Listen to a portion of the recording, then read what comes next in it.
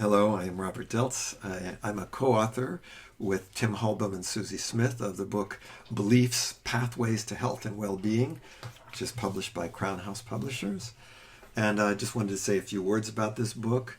First of all, I've written over 25 books, and I have to say that book is probably the book that has been the bestseller of them all. I think that's due to a couple of things. One is because I think the book is addressing some very practical, real issues. It's not an intellectual book about health. It's actually edited transcripts that are coming from programs that have been done about health. I think probably the other reason that this book is been a good seller is my co-authors, who are also sort of the editors and helped to really put this together, I think, in a very simple and easy to follow set of steps. The idea of belief is that the way that we believe, our internal, say our sort of internal filters, is going to make a big difference in how we approach something. And the whole notion of our beliefs and their influence on our health, I think, is very important.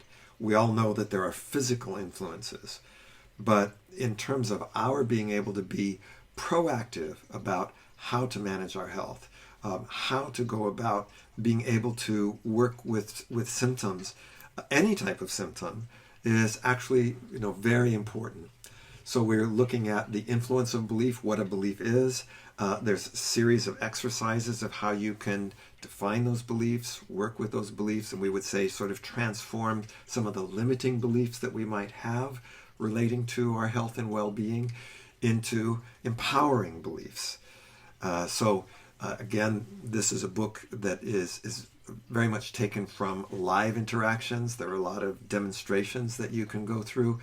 Interestingly, we did not intend this as a self-help book, but it's actually been embraced as a self-help book by a lot of people. And I've gotten feedback from many people that after having read this book, it's made a tremendous difference for them in their own health and their ability to support others. So I think you'll find it a very unique book and one that I think will really, in some ways, add to your ability to manage your own health as well as support others to do so. So I think it will be something that's something very valuable and interesting.